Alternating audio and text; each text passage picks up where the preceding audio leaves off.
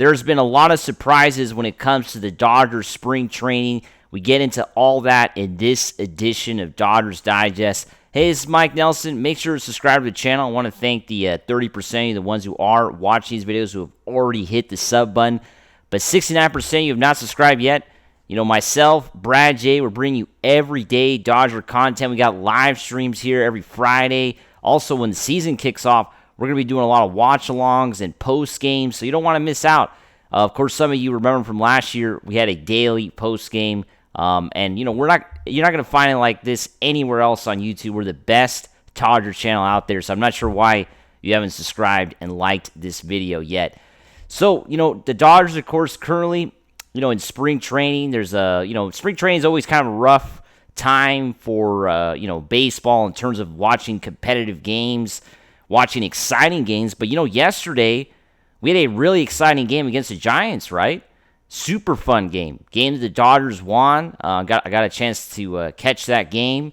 And, it was fun to see, the guys playing a competitive game. You know, of course, we didn't really see a lot of the normal players that we're going to be seeing in the 25 season. But Freddie Freeman, launching a massive home run yesterday against the Giants. And then today, once again, hitting another home run. Freddie Freeman, Teoscar Hernández, and David Bote all homer for the Dodgers on a split squad Sunday. Of course, there was two Dodger teams playing basically at the same time in two different ballparks in Arizona.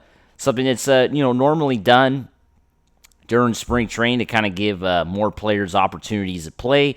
Because quite frankly, as we've talked about before on the channel, these games mean absolutely nothing, right? They don't mean anything. Win, lose, draw, they don't mean anything because these games are just to give players opportunities to show what kind of material they could be for a major league team. And one guy has been definitely, I just wanted to go over this slide here. The Dodgers split squad Sunday. He played the White Sox at Candleback Ranch while some folks traveled to Mesa, Arizona to play the A's, right? Now, there's been one guy who's been taking advantage of the opportunity, and that's David Bote, right? This guy hit a two-run shot, second inning against the A's today. Also single-homed James Outman, who was on base with an RBI triple.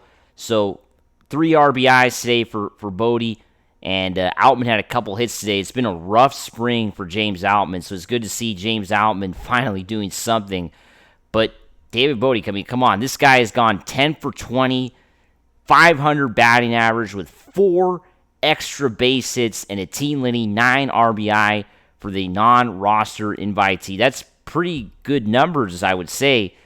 But this guy's making a case, right? He's making a case for sure to try and maybe get an opportunity with the Dodgers. What do you guys think? Comment below. Do you think this guy gets a shot on the roster? It's definitely going to be a tall hill to climb, right, for him to get a spot on the opening day roster with the type of players that the Dodgers have. That's what makes the Dodgers spring training, in my opinion, not as important as in previous years, because this year the team is basically stacked once again, right? They have arguably one of the best teams in baseball history already ready to go, right? They already have all these players signed up for next year. They already have, basically a all-star team, set for this season, right? They don't really have to there's not a lot of opportunities for the young guys here on this team. There just isn't a lot of opportunities because this team is already an all-star team. They're not a rebuilding team like, say, the Angels or even the Giants who are trying to kind of retool. The Dodgers are not retooling at all. So players like David Bote and Eddie Rosario, these kind of guys, James Outman going to try to get some playing time as well this year. Andy Pajes, these guys are going to have a hard time breaking in here on this team because there just isn't a lot of space, right? And David Bote doing a great job. Will Smith caught his second game in 3 days after getting slowed in camp by a left ankle bone bruise that had lingered since last June. Smith doubled to the wall, walked in 3 trips to the plate against the White Sox, and also in the first inning successfully challenged the ball columnist. Right? What do you guys think of the challenge, the new challenge system? I don't know if you guys are watching the games. The guys tapping their head to challenge the balls and strikes, tapping their batting helmet, of course. It's been interesting, the technology. We're not going to see it during the regular season, like I've talked about. It's just a spring training experiment, so there isn't, going to be much. A lot of people are not going to really know about this thing until maybe next year when it gets implemented in the regular season, right? If it gets put into the regular season play, then it's going to be a huge talking point for sure. But looking at it in spring, I think it's got to stay. I think personally that this experiment has worked, and I think this is going to be a thing that's going to stay long term in baseball, which is batters challenging the balls and strikes a couple times a game and holding on to that challenge as the game goes along, right? If you win those challenges, right? Remember the Dodgers yesterday won a bunch of those against the Giants, right? So that's going to stay. I think that's not going anywhere. And what do you guys think? Comment below. What do you guys think of the challenge system? And you think technology belongs in baseball? I think technology does belong in baseball because the umpires, unfortunately, just have not done a consistent, good enough job to really deserve to be the only deciders of balls and strikes or outs and all that. I think there's been too many mistakes. And I think it's time for technology to definitely enter the game.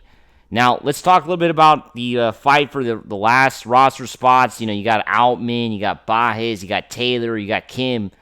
What's going to happen with that, right? This article kind of talks about how the four of them collectively were batting under 200 with 24 strikeouts after last Thursday.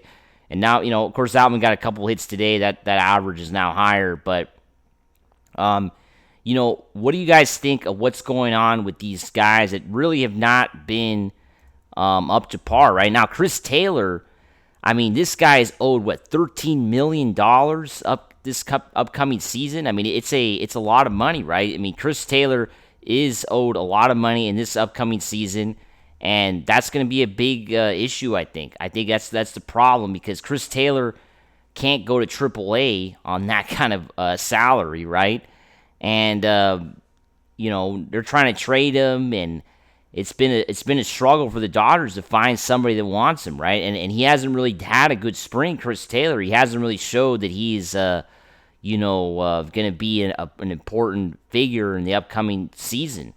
So it's a little concerning. Definitely the Dodgers signed him to a deal a few years ago, and I don't know if they regret doing that now because the last few years he has not been the Chris Taylor of 21. Remember 2021 Chris Taylor 4 years ago? The same Chris Taylor that hit a walk-off home run in the NL wildcard game against the Cardinals. This guy has not been the same guy. So, and the other guys haven't been too good either. Kim has been a disappointment offensively. Now, Kim, come on, he's never played in the major leagues, but still a bit disappointing. The Dodgers traded away Gavin Lux, and Kim has not been really that great. Outman had a couple hits today. Maybe he turns it around. And Andy Pajes has not been good. I don't think Pajes makes this team. I think he's going straight to the minor leagues when the 25 season kicks off. I don't know what you guys think, but I think he's going to be a AAA guy to start off the year. But David Bote making a case, having a great spring, hitting 500. So we're going to have a lot of coverage of the team in the next few weeks, leading up to the season. So as always, make sure to subscribe, and let's go Dodgers.